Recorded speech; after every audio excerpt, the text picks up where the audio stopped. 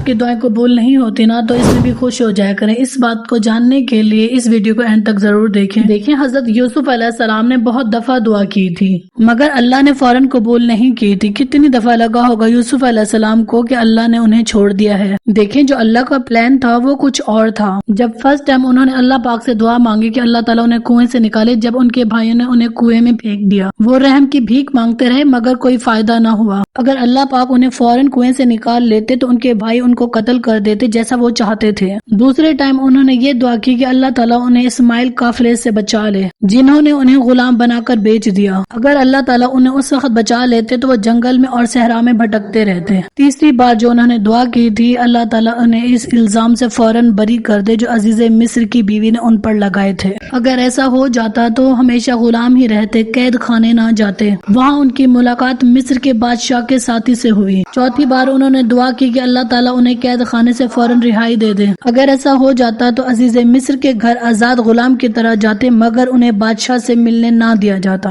پانچویں ٹائم انہوں نے ساکر سے کہا کہ عزیز مصر کے بادشاہ کے سامنے ان کا ذکر کرے تاکہ انہیں فوراً رہا کیا جائے۔ اگر ساکر فوراً انہیں بتا دیتا تو بادشاہ شاید انہیں فوراً رہا کر دیتا اور مصر میں ایک عام آدمی کی طرح روزگاری کی تلاش میں پھرتے یا شاید اپنے والد کے پاس جا کے ایک عام کسان بن جاتے۔ یہ وہ دعائیں تھی جو فوراً قبول نہ ہوئی کیونکہ اللہ کے پاس ان کے لیے ایک بہت ہی بہترین منصوبہ تھا۔ دیکھیں اللہ پاک کی رحمت کے اللہ نے مصر کے قیدی کو مصر کا بادشاہ بنا دیا۔ کیا آپ اللہ کا شکر ادا کرتے ہیں ان دعاؤں پر جو فوراً قبول نہیں ہوتی؟ دیکھیں اللہ تعالیٰ آپ سے 70 ماؤں سے زیادہ محبت کرتے ہیں۔ دیکھیں شیطان کو اپنے دماغ سے یہ کھیل بالکل نہ کھیلنے دے کہ وہ آپ کے دماغ میں یہ ڈالے دے کہ اللہ آپ کی دعائیں بالکل نہیں سنتا، اللہ آپ کی نہیں سنتا، آپ سے بے پرواہ ہے، آپ کو سکون نہیں دیتا۔ نہیں، اللہ نے آپ کو چھوڑ دیا نہیں، اللہ نے ہمیں کبھی بھی نہیں چھوڑا۔ اگر آپ ہر لمحے میں اپنی حفاظت کے امکانات پر غور کریں، صبح اٹھنے میں، رات کے سونے میں، تو آپ کو ہر لمحے میں اللہ کی رحمت نظر آئے گی۔ اللہ ہمارے ساتھ ہے، اللہ ہماری سن رہا ہے اور ہمیں بہترین مقامات تک لے جائے گا۔ مزید ایسی ویڈیو کے لیے میرے چینل کو فالو کرنا نہ بھولیں اور ثواب کی نیت سے شیئر کریں۔ السلام علیکم۔